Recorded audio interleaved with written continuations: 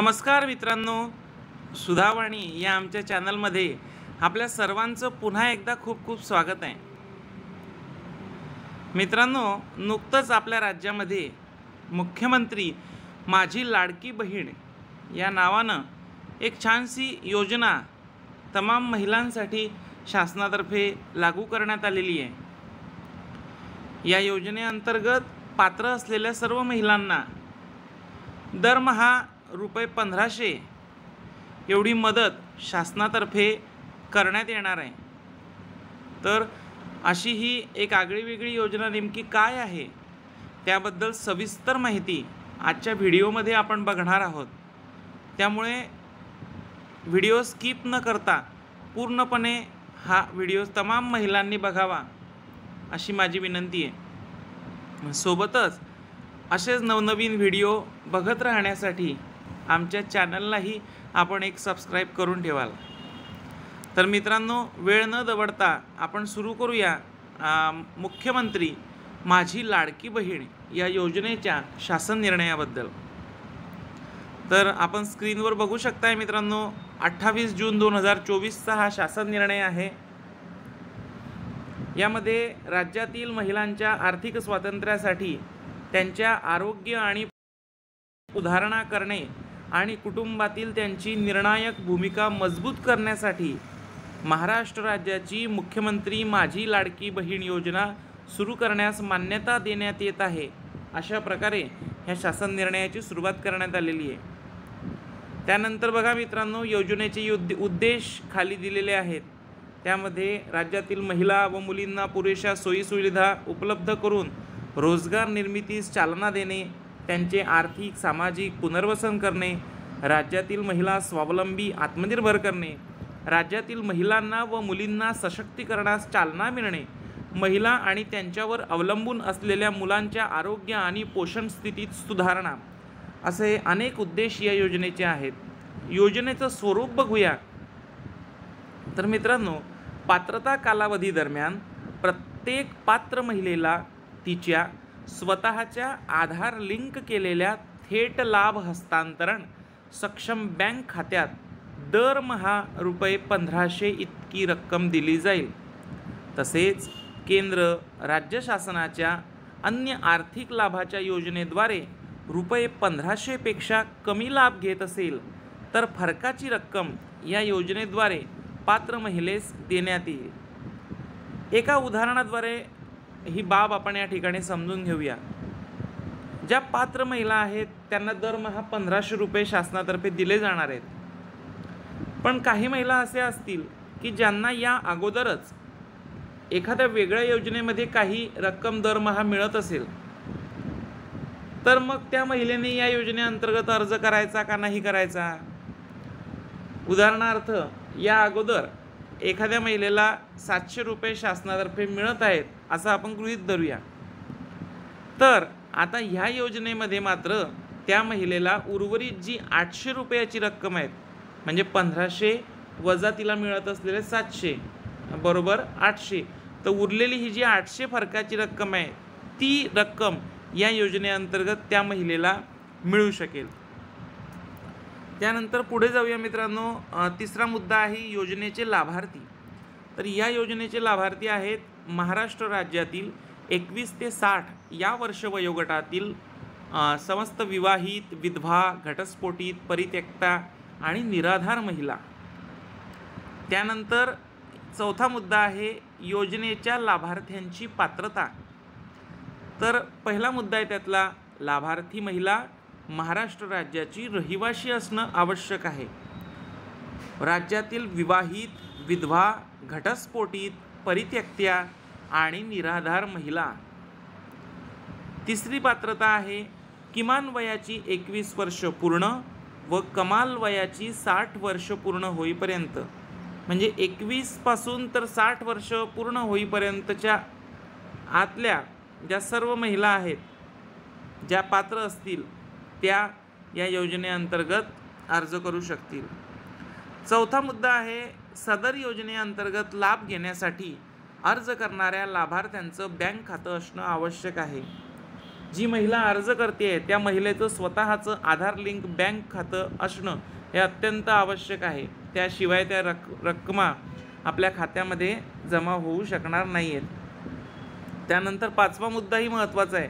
लाभार्थी कुटुंबाचं वार्षिक उत्पन्न हे रक्कम रुपये 2.5 लाखांपेक्षा जास्त नसावे. त्यानंतर खाली 5 नंबरचा मुद्दा आहे अपात्रता, म्हणजे ह्या योजनेसाठी कोण पात्र नाही आहेत, म्हणजे कोणत्या महिला या योजनेअंतर्गत लाभ घेऊ शकणार नाहीत, तर त्याबद्दलचे मुद्दे आहेत, तेही आपण लक्षात असू देऊयात. पहिला मुद्दा आहे ज्यांच्या कुटुंबाचे एकत्रित वार्षिक उत्पन्न रुपये 2.5 लाख रुपयांपेक्षा अधिक आहेत, ज्यांच्या कुटुंबातील सदस्य आयकरदाता आहे, ज्यांच्या कुटुंबातील सदस्य नियमित कायम कर्मचारी, कंत्राटी कर्मचारी म्हणून सरकारी विभाग, उपक्रम, मंडळ, भारत सरकार किंवा राज्य सरकारच्या स्थानिक संस्थेमध्ये कार्यरत आहेत किंवा सेवानिवृत्तीनंतर निवृत्तीवेतन घेत आहेत, परंतु बाह्य यंत्रणांद्वारे कार्यरत असलेले तथा स्वयंसेवी कामगार आणि कर्मचारी अपात्र ठरणार नाहीत. त्यानंतर सदर लाभार्थी महिलेने शासनाच्या इतर विभागामार्फत राबविण्यात येणाऱ्या आर्थिक योजनेद्वारे रुपये 1500 पेक्षा जास्त लाभ घेतला असेल तर ती महिला या योजनेअंतर्गत लाभ मिळण्यास अपात्र असेल. त्यानंतर 5वी अपात्रता या ठिकाणी दिलेली आहे ज्यांच्या कुटुंबातील सदस्य विद्यमान किंवा माजी खासदार, आमदार आहेत. 6वी अपात्रता आहे ज्यांच्या कुटुंबातील सदस्य भारत सरकार किंवा राज्य सरकारच्या बोर्ड, कॉर्पोरेशन, बोर्ड, उपक्रमाचे अध्यक्ष, उपाध्यक्ष, संचालक किंवा सदस्य आहेत, ज्यांच्या कुटुंबातील सदस्यांची संयुक्तपणे 5 एकरपेक्षा जास्त शेतजमीन आहे, अशा महिला देखील या योजनेसाठी अपात्र आहेत. ज्यांच्याकडे 4 चाकी वाहनं आहेत. आता बघा मित्रांनो, या ठिकाणी ट्रॅक्टरला वगळलेलं आहे, म्हणजे ज्यांच्या घरी ट्रॅक्टर असेल तर त्या महिला देखील जर इतर निकष पूर्ण करत असतील तर त्या या योजनेअंतर्गत अर्ज करू शकतील. मात्र ट्रॅक्टर वगळून इतर 4 चाकी वाहन त्यांच्याकडे असेल, त्या कुटुंबातील सदस्यांच्या नावावर नोंदणीकृत असेल तर त्या कुटुंबातील महिला या योजनेअंतर्गत अपात्र आहेत. सदर योजनेच्या पात्रता व अपात्रता निकषामध्ये सुधारणा करण्याची आवश्यकता असल्यास नियोजन व वित्त विभागाचे अभिप्राय घेऊन शासन मान्यतेने कार्यवाही करण्यात येईल. म्हणजे आता ह्या शासन निर्णयामध्ये ज्या पात्रता दिल्या आहेत किंवा अपात्रता दिल्या आहेत त्यामध्ये अजून काही दुरुस्ती करणं आवश्यक शासनाला वाटत असेल तर पुढेही अजून शासन त्या पद्धतीनं यामध्ये दुरुस्त्या करू शकतं किंवा त्या संदर्भातले अजून अद्ययावत शासन निर्णयही येऊ शकतात. आता मित्रांनो, या योजनेमध्ये लाभ मिळण्याकरता काय कागदपत्र लागणार आहेत हे 6 नंबरच्या मुद्द्यामध्ये या ठिकाणी दिलेलं आहे. योजनेच्या लाभासाठी आपल्याला सर्वप्रथम ऑनलाईन अर्ज करणं गरजेचं आहे, म्हणजेच ऑनलाईन पद्धतीनंच आपल्याला या ठिकाणी अर्ज करणं या ठिकाणी दिलेलं आहे. त्यानंतर नंबर 2, लाभार्थ्यांचे आधार कार्ड. आता सध्या कुठल्याही योजनेसाठी आधार कार्ड हे अत्यंत आवश्यक झालेलं आहे, त्यामुळे आधार कार्ड असणं गरजेचं आहे. त्यानंतर नंबर 3, महाराष्ट्र राज्याचे अधिवास प्रमाणपत्र, ज्याला आपण डोमेसाईल सर्टिफिकेट म्हणतो, जर ते नसेल तर महाराष्ट्र राज्यातील जन्म दाखला.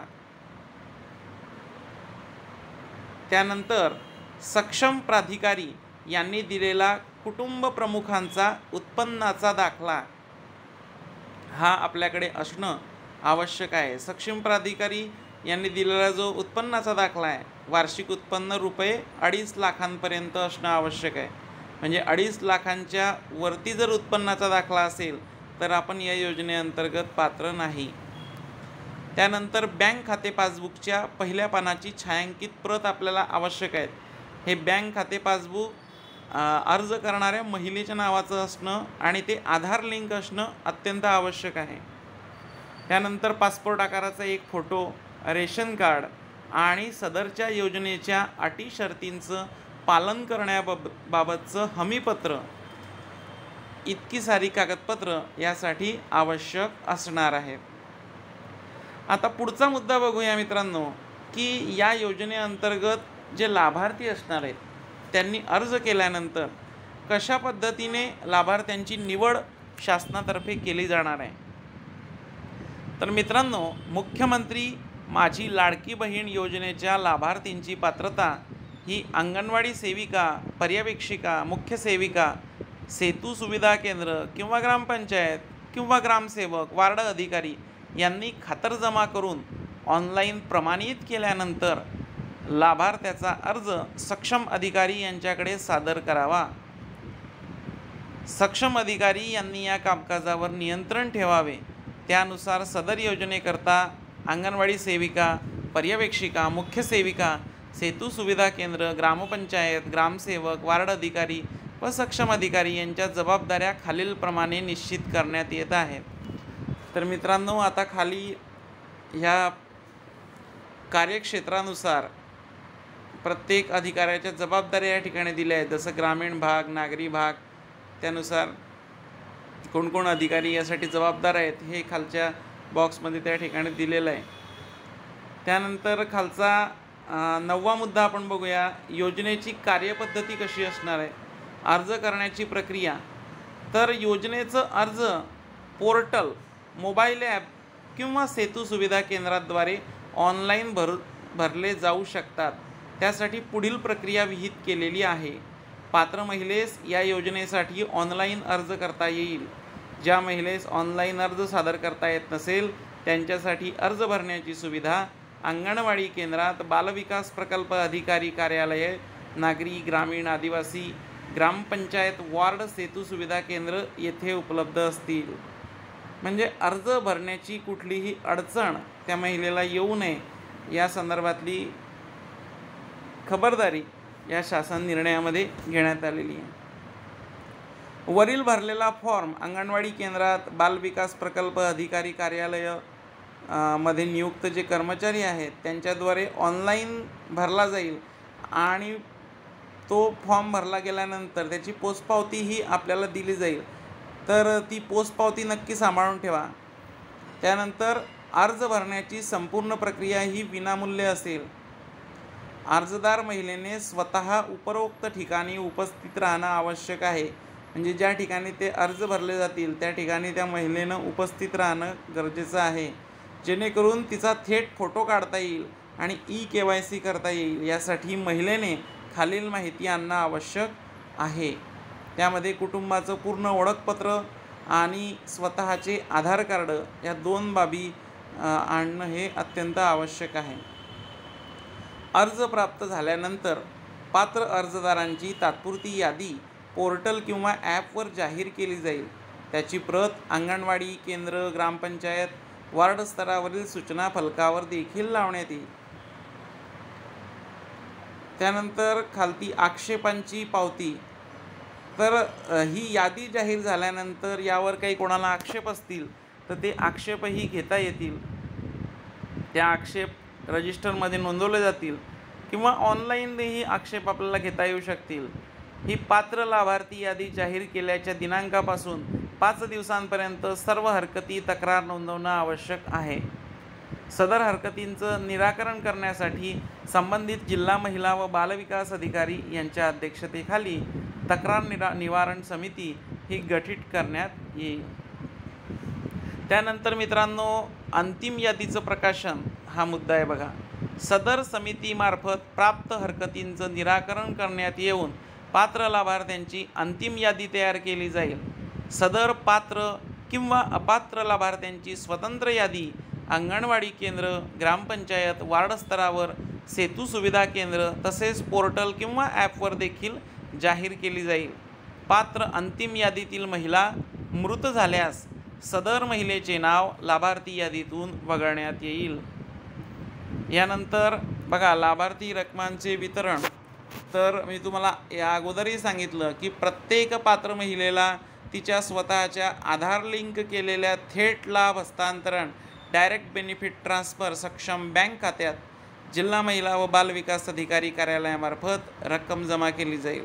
म्हणजे आधार लिंक खातं असणं यासाठी अत्यंत आवश्यक आहे. यानंतर योजनेची प्रसिद्धी कशा पद्धतीने होईल या संदर्भात काही तरतुदी आहेत. ते ग्रामसभा महिला सभांमधून ही योजना लोकांपर्यंत पोहोचवण्यात येईल. त्यानंतर या योजनेसाठी आवश्यक जे वेब पोर्टल आहे, मोबाईल ॲप आहे, ते करण्याची जबाबदारी वगैरे या संदर्भातल्या काही बाबी या ठिकाणी पुढे दिलेल्या आहेत. खाली सदर योजनेचं संनियंत्रण करण्यासाठी ज्या समित्या आहेत, राज्यस्तरावरची समिती, त्यानंतर जिल्हा स्तरावरची समिती, अशा वेगवेगळ्या समित्या ही संपूर्ण योजना इम्प्लिमेंट करण्यासाठी कार्यरत असतील. त्यानंतर खाली या ठिकाणी बघा, हे एक महत्त्वाची माहिती आहे. योजनेच्या अंमलबजावणीसाठी कार्यमर्यादा, म्हणजे ही जी योजना आहे ही कालबद्ध योजना आहे. प्रत्येक बाबीसाठी या ठिकाणी वेळेची मर्यादा घालून दिलेली आहे. ती आपण बघूया. बघा मित्रांनो, अर्ज प्राप्त करण्यास सुरुवात ही 1 जुलैपासून सुरू होतील. अर्ज प्राप्त करण्याचा शेवटचा दिनांक असेल 15 जुलै 2024.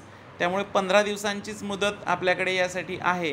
त्यामुळे सर्व महिलांनी यासाठी अर्ज लवकरात लवकर करावा, जेणेकरून आपल्याला वेळेच्या मर्यादेत अर्ज भरता येईल. त्यानंतर अर्ज सर्वांचे भरून झाल्यानंतर तात्पुरती यादी जी प्रकाशित होईल तिची तारीख आहे 16 जुलै. म्हणजे 16 जुलैला ही तात्पुरती यादी प्रकाशित होईल. त्यानंतर या तात्पुरत्या यादीवर ज्यांना हरकती घ्यायच्या असतील, आक्षेप घ्यायचे असतील, ते आक्षेप 16 जुलै ते 20 जुलैपर्यंत घेता येऊ शकतील. त्यानंतर आलेले जे आक्षेप असतील, हरकती असतील, त्यावर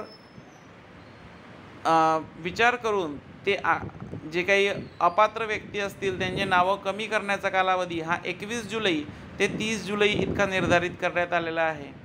त्यानंतर अंतिम जी लाभार्थ्यांची यादी आहे ती 1 ऑगस्ट 2024 रोजी प्रकाशित केली जाणार आहे.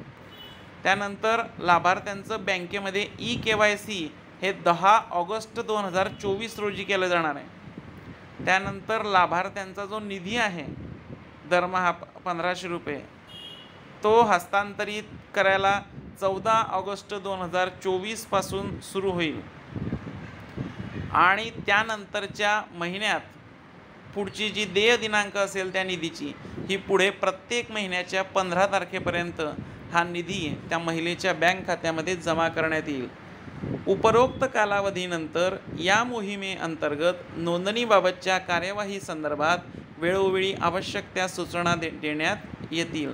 सदर योजनेच्या अंमलबजावणीमध्ये सुधारणा करण्याची आवश्यकता भासल्यास नवीन मार्गदर्शक सूचनाही निर्गमित करण्यात येतील. तर अशा पद्धतीनं हा शासन निर्णय या ठिकाणी शासनातर्फे जारी करण्यात आलेला आहे.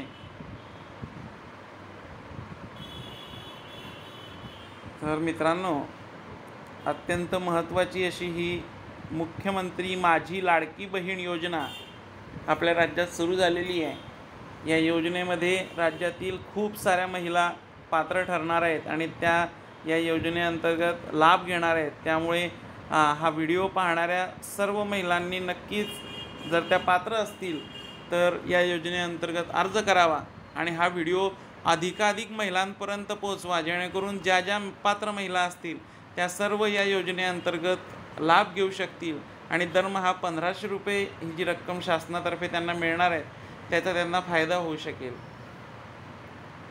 तर मित्रांनो, अशा पद्धतीचा हा व्हिडिओ आहे. या ठिकाणी आज आपण थांबूयात.